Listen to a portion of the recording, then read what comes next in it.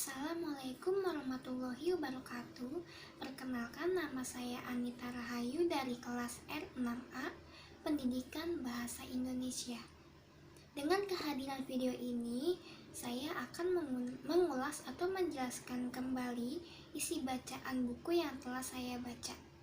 Buku yang telah saya baca ini ialah buku dari karya Wendy Adelia berjudul Cakap Berbicara, Ubah Gaya Bicaramu Layaknya Seorang Intelektual. Nah, sebelum lebih detail lagi, saya akan mengulas bentuk fisik dari buku ini ya. Pertama ini, bagian depannya ada judul bukunya, lalu ada nama pengarangnya. Di bagian sampingnya itu ada judul buku, lalu ada nama pengarangnya, dan di sini ada nama penerbitnya. Di bagian belakangnya ini ada sebuah sinopsis, lalu di sini ada media sosial, dan di sini ada barcode dan harganya.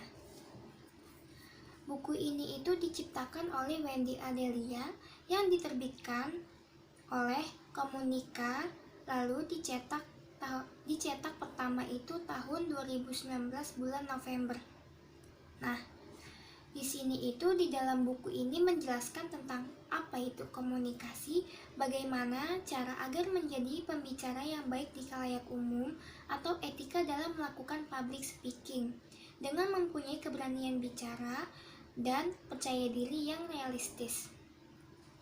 Kalian pasti pernah berbicara kan? Berbicara itu bukan sebuah membuka mulut aja. Emang membuka mulut itu namanya berbicara, tapi kalau tidak ada olahan-olahan kata yang dapat menyinggung pendengarnya, itu sangat tidak mengenakan. Maka dari itu, buku ini di dalamnya itu terdiri dari beberapa komunikasi. Komunikasi itu ada komunikasi verbal dan non-verbal. Nah, agar komunikasi berjalan lebih efektif itu, lebih baiknya kita tidak bertele-tele atau membuang-buang waktu untuk para pendengar yang kita ajak bicara.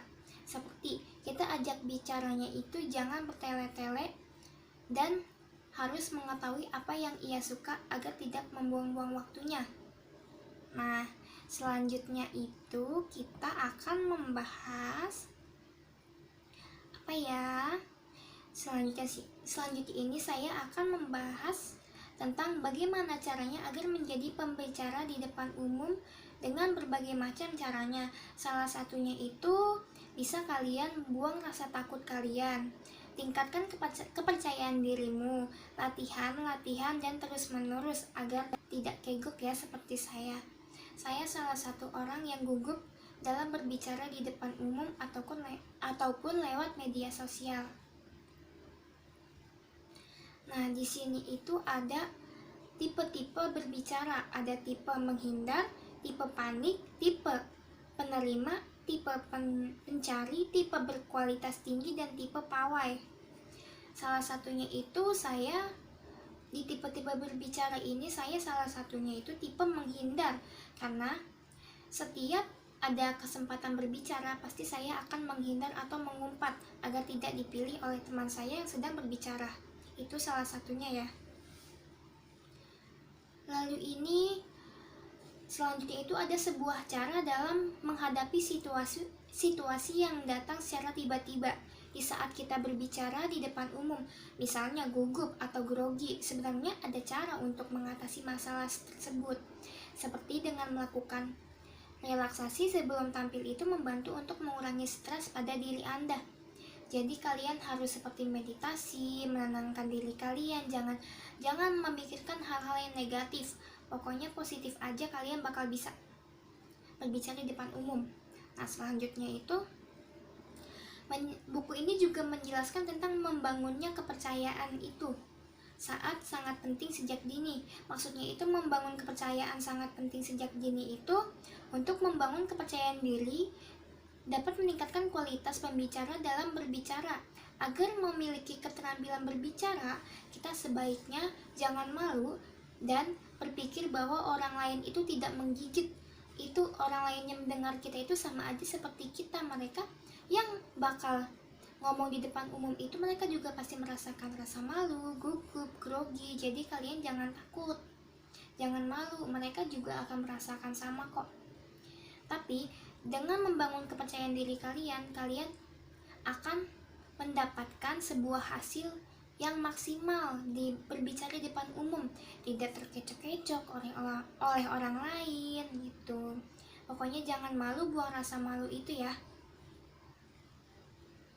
Lalu selanjutnya ini ada, nah buku ini juga menjelaskan tentang belajar membangun kepercayaan diri dari sebuah tokoh agar dapat memberikan motivasi para pembicara untuk meningkatkan kepercayaan diri yang krisis pada seseorang.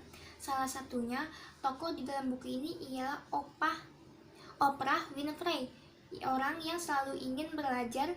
Ketika ayahnya menyuruh ia mendapatkan hasil yang terbaik, yaitu nilai A, dia akan terus berlatih agar mendapatkan nilai A supaya dia diterima oleh ayahnya. Dan Oprah juga tidak minder meski ia mempunyai masa lalu yang kelam. Nah, kelamnya ini itu ia pernah bermasalah oleh saudara tirinya. Nah, lalu yang terakhir itu di bagian terakhir dalam buku ini, yaitu bagian akhir dari buku ini menjelaskan tentang teknik dalam mengupas tuntas caranya berpidato dan berdebat sampai ke ujung akarnya agar terlampir dalam berbicara.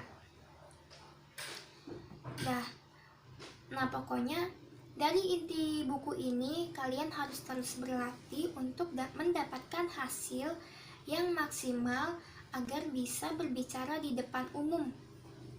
Contohnya jangan kayak saya sangat keuk di saat bicara di banyak orang. Nah,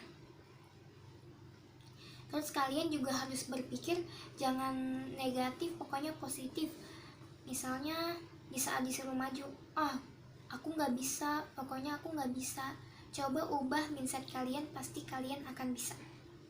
Nah, buku ini akan menjelaskan seperti itu.